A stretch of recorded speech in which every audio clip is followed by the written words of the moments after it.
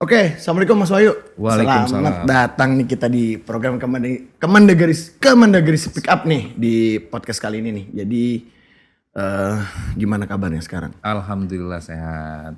Mas Bayu sehat ya? Alhamdulillah Mas. Nah kan karena yang datang sekarang kali ini Mas Wahyu, kita ngobrol-ngobrol masalah PHD. Tapi bukan pizza ya Mas ya? Bukan. Tapi ke produk hukum daerah nih. Nih Mas. Nah sebelum mulai ini kan tadi kan kita di pembahasan awal kita sebelum kita mulai syuting ini kan ada tentang produk hukum daerah tuh Mas. Sebenarnya tuh Mas Wahyu itu kan jadi kan tusinya ditempatkan di Direktorat Produk Hukum Daerah di Direktorat Jenderal Otonomi Daerah. Nah itu sebenarnya nih Mas Wahyu di sana tuh tusinya tuh kerjanya ngapain sih kalau teman-teman mau tahu gitu ya? Oke. Terima kasih sebelumnya Mas Bayu. Mudah-mudahan terus eksis program Kemendagri Speak Up ya. Jadi sebelum saya menyampaikan apa sih tugas dan fungsi Direktorat PHD ya, Produk Hukum Daerah, saya mau jelaskan dulu bagaimana konstitusi kita, Undang-Undang Dasar 1945 itu sudah menjamin bahwa negara kita, negara Kesatuan Republik Indonesia itu terbagi menjadi daerah-daerah ya. Ada daerah provinsi, kabupaten dan kota. Gitu. Nah, masing-masing daerah ini ya diberikan kewenangan untuk mengatur dan mengurus penyelenggaraan pemerintahannya. Itu khususnya di pasal 18 ya di Undang-Undang Dasar. Nah, mengatur dan mengurus ini dengan apa? Dengan yang namanya peraturan daerah. Kan gitu. Oh, jadi setiap daerah punya kewenangan bikin peraturan sendiri gitu Mas ya? Betul. Nah, kemudian di Undang-Undang 23 2014 tentang pemerintahan daerah itu diamanatkan lagi bahwa pemerintah daerah mempunyai kewenangan untuk membuat kebijakan daerah atau yang kita sebut produk hukum daerah. Jadi punya produk hukum daerah sendiri per masing-masing daerah itu ya Mas? Betul. Nah, berkaitan dengan posisi kita ya di Kementerian Dalam Negeri sebagai pembina umum penyelenggaraan pemerintahan daerah khususnya di bidang produk hukum daerah ya. Kemudian bagaimana tusi Direktorat PHD ya yang diatur dalam Permendagri 137 tahun 2022 di sana ditegaskan bahwa Direktorat PHD ini ya mempunyai tugas dan fungsi membantu sebagian tugas dari Ditjen Otonomi Daerah dalam hal melakukan pembinaan dan evaluasi terhadap produk hukum daerah. Nah itu kira-kira. Jadi mulai produk hukum daerah itu jadi pembinaan dan evaluasi ya? Betul. Berarti part of kita Kemendagri sebagai pembinaan dan pengawasan terhadap Pemda itu ya Mas ya? Nah berarti kalau boleh Mas Wahyu jelasin gak sih? Kan tadi kan kebijakan daerah atau produk hukum daerah itu kan pasti kan nggak cuma satu jenis kan? Betul. Nggak cuma satu jenis. Jadi sebenarnya yang namanya tanda kutip itu produk hukum daerah itu apa aja sih Mas? Bentuknya Mas? Siap. Ya jadi produk hukum daerah itu secara garis besar tuh ada dua. Ada yang sifatnya mengatur, ada yang sifatnya penetapan. Oh, ada yang mengatur, ada yang menetapkan. Ya, siap. Kalau produk hukum daerah yang sifatnya mengatur itu ada peraturan daerah atau perda, ada peraturan kepala daerah ya, itu bisa peraturan gubernur, peraturan bupati dan peraturan wali kota. Oh, itu peraturan kepala daerahnya tuh. Betul. Yang ketiga ada peraturan DPRD. Oh, ada lagi peraturan dari DPRD. Iya. Jadi ada 3 jenis bentuk produk hukum daerah yang sifatnya pengaturan. Nah, lalu yang kedua produk hukum daerah yang sifatnya penetapan ya, itu ada keputusan kepala daerah. Oh mungkin kayak Kepgub, Kepbub atau Kepwal gitu ya Mas ya? Nah, di samping keputusan kepala daerah ada namanya keputusan DPRD dan keputusan pimpinan DPRD. Nah, di luar jenis produk hukum daerah itu sifatnya kebijakan seperti surat edaran, instruksi kepala daerah dan lain sebagainya. Oh kayak ya kalau di kita tuh instruksi menteri atau instruksi presiden itu kebijakan. Nah kalau berarti setiap daerah tadi Mas Wahyu bilang ada 2 jenis ya sifat mengatur atau menetapkan. Kalau kita di rumah tangga berarti keputusan peraturan daerah rumah tangga ya? Peraturan istri lah gitu ya. Peraturan RT. Peraturan RT atau peraturan RW ya boleh ya? Boleh.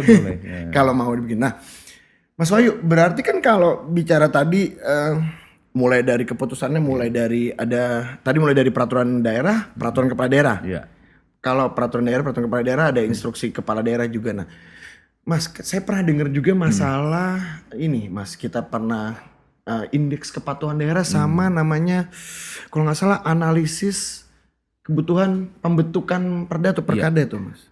Betul. Itu apa, Mas? Indeks kepatuhan daerah dan analisis kebutuhan perda ya, AKP yang mungkin maksud itu. Nah, baik. Nah, jadi sebelum saya menjelaskan apa itu IKD dan AKP ya, saya perlu menjelaskan bagaimana sih tahapan pembentukan perda.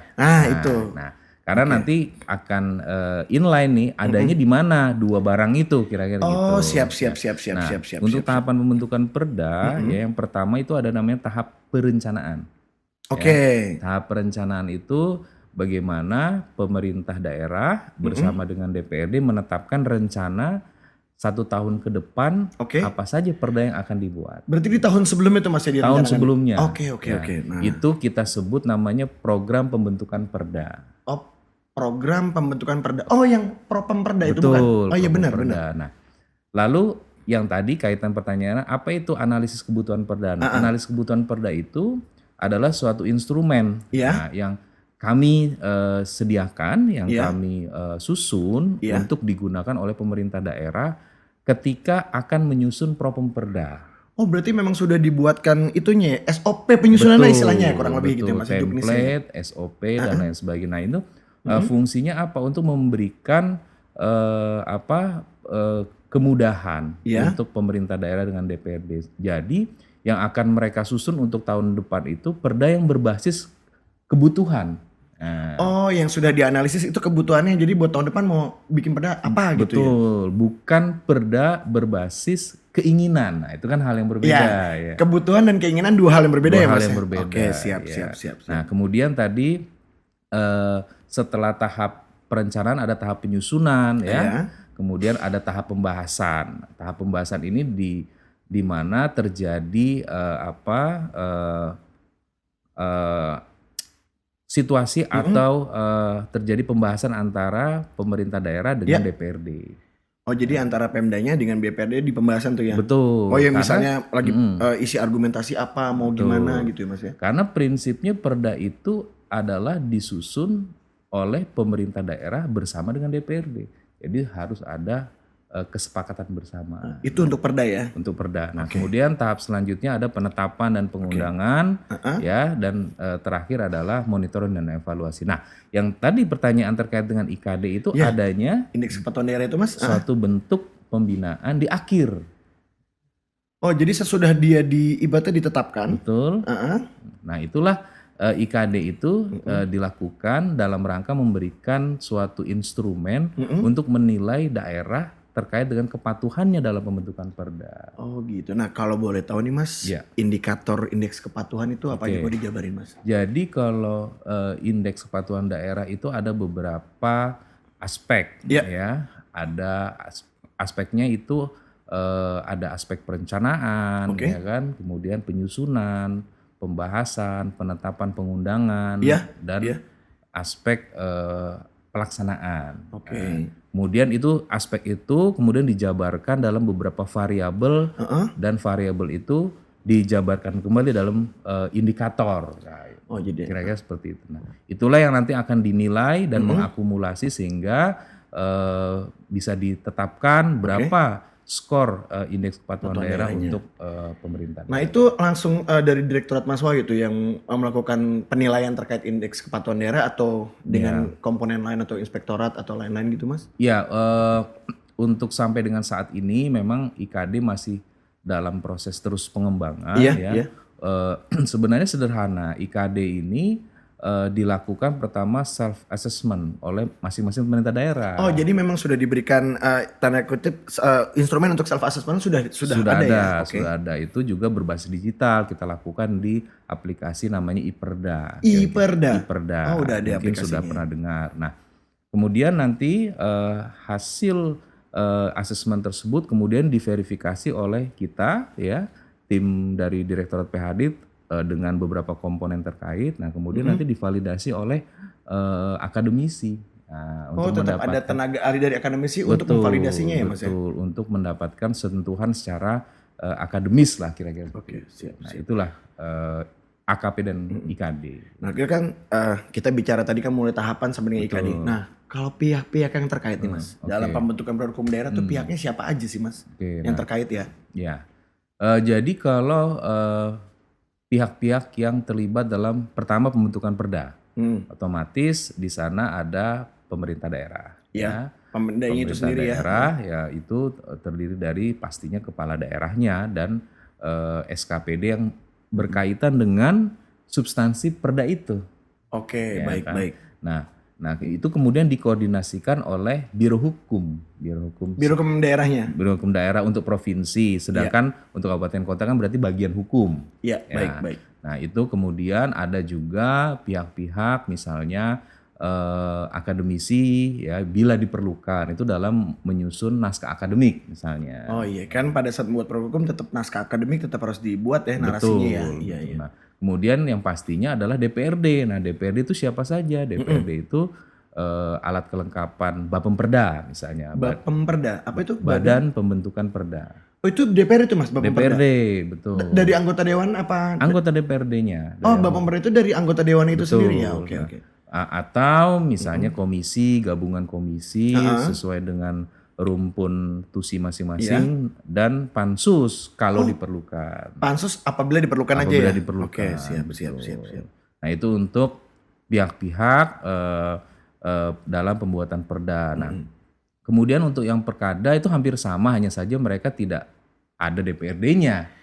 Oh, jadi kalau perkada mungkin hanya ibaratnya kepala daerah dengan SK OPD terkait aja. Betul. Jadi tidak perlu dengan pembahasan dengan DPRD ya. Betul. Nah, dalam pembentukan perda dan perkada tersebut posisi kami Kemendagri khususnya di Direktorat PHD itu selaku pembina. Nah, dalam rangka melaksanakan atau melakukan fasilitasi. Fasilitasi terhadap pembentukan perda maupun peraturan kepala daerah. Oke, jadi memang biar semuanya seiring sejalan, tidak bertentangan ya. Nah, Mas, ini kan kompleks ya. Sangat kompleks. Ya, kita bicara orang kan perda ini dan bicara penegakan perda itu kan ditegakkan juga oleh teman-teman kita di Javum Pol PP juga, Mas ya. Nah, mengingatkan daerah banyak nih. Ada kita 38 provinsi kalau nggak salah, sekarang kan udah tambah 4 daerah otonomi baru. Pasti banyak hambatan dong, Mas. Hambatan dan kendala. Yang paling sering ditemuin tuh apa sih, Mas? Hambatan dan kendala nih. Seperjalanan Mas di sinilah gitu. Nah, hambatan dan kendala ya. Memang mungkin di setiap unit kerja pasti ada lah itu ya hambatan dan kendala. Nah, tapi bagi saya pribadi ya, hambatan dan kendala itu justru harus dijadikan suatu tantangan sebenarnya. Nah, apa yang biasa kami jumpai ketika melakukan pembinaan atau fasilitasi. Yang pertama tuh contohnya misalnya ini substansi perda atau pergub misalnya ya, itu sangat teknis. Teknis banget lah teknis gitu banget. Ya. Misalnya contoh terkait ranperda tentang jasa konstruksi misalnya. Penyelenggaraan konstruksi. Nah, ini kan sangat teknis dan itu dibutuhkan tenaga profesional kan gitu. Ya untuk itunya ya, untuk eksekusinya lah. Untuk eksekusi, untuk memberikan masukan terkait dengan materi. Nah, ini biasanya kami melakukan koordinasi dengan Kementerian Teknis. Oh, misalnya misal teknis apa, tetap Kementerian Teknis terkaitnya juga tetap dikoordinasikan ya, Mas? Harus kita koordinasikan. Misalnya terkait dengan penyelenggaraan jasa konstruksi, biasanya kita koordinasi dengan Kementerian PU misalnya dan lain sebagainya. Itu yang pertama. Kemudian selanjutnya kami ini di SOP ini diberikan waktu 15 hari kerja untuk menyelesaikan fasilitasi. 15 hari kerja? 15 hari itu pas lagi proses apa, mulai perencanaan apa pas lagi pembahasan? Hanya pada saat fasilitasi. Hanya pada saat fasilitasi aja ya? Hanya pada saat fasilitasi terhadap rancangan perda atau rancangan peraturan gubernur. Kami dibatasi waktu 15 hari sesuai SOP. Nah itu. Kemudian yang ketiga, tantangan yang ketiga itu ketika ada ranperda atau ranpergub yang memiliki substansi yang sangat strategis dan sensitif. Ini strategis dan sensitif ini agak deg-degan ya Mas ya? Ada deg-degan ya. Nah, biasanya itu pastinya menjadi atensi pimpinan kita kan gitu, karena dia akan menimbulkan efek atau pengaruh di lingkungan yang cukup besar. Nah, ada faktor resiko, ada potensi resiko yang lumayan cukup tinggi Mas Wahyu. ya tinggi sekali. Ada beberapa contoh misalnya terkait dengan ranperda penyelenggaraan izin usaha pertambangan misalnya. Waduh, ya itu lumayan Ya. lumayan seksi tanda kutip ya, Betul, dan sangat sensitif ya. sangat sensitif ketika di sana keterlibatan di daerah khususnya dalam penyusunannya itu berbenturan atau beririsan dengan misalnya tokoh agama, adat dan lain sebagainya. Ya berbenturan dengan masyarakat sekitar lah gitu Betul. mungkin ya Mas ya. Nah itu yang perlu kehati-hatian dan kita harus membangun koordinasi yang baik dengan KL teknis tentunya itu.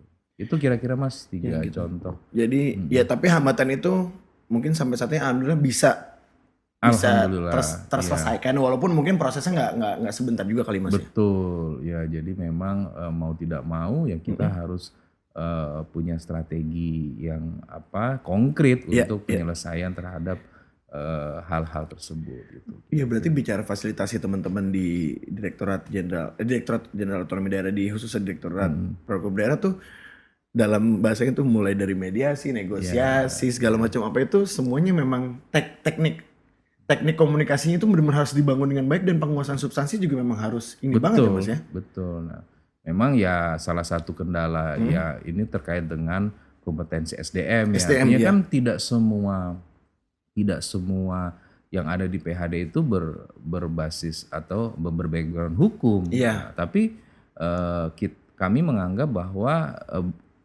banyaknya latar belakang pendidikan SDM di PHD itu justru sebuah sebuah kekuatan gitu. Baik. Misalnya yang background teknik itu kan bisa dielaborasi sehingga substansi apapun bisa kita saling diskusi lah. Saling diskusi, saling memberikan ide dan kawannya gitu. Betul, ya.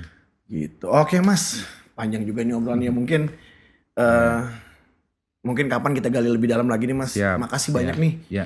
Saya lumayan tercerahkan kan karena bicara kita kan juga sebagai pembina Jafung Pol PP gitu kan yang selaku penegak perda di daerah kan kita mesti jelasin juga perda itu apa sih, perkada itu apa sih. Tadi Mas bilang ada kebijakan yang terkait ada instruksi kepala daerah atau mungkin surat edaran dan lain-lain. Jadi mudah-mudahan dengan obrolan kita yang ini cukup tercerahkan lah buat teman-teman di daerah atau teman-teman di instansi pemerintah lainnya gitu. Jadi makasih banyak udah ngeluangkan waktunya Mas di Kemendagri Speak Up ini. Mungkin kapan kita ketemu lagi Mas ngobrol-ngobrol terkait masalah ini mungkin yang lebih dalam lagi. Siap, insya Allah. Yang lebih technically lagi masalah perdanya gitu. Makasih Mas Wahyu. Terima kasih.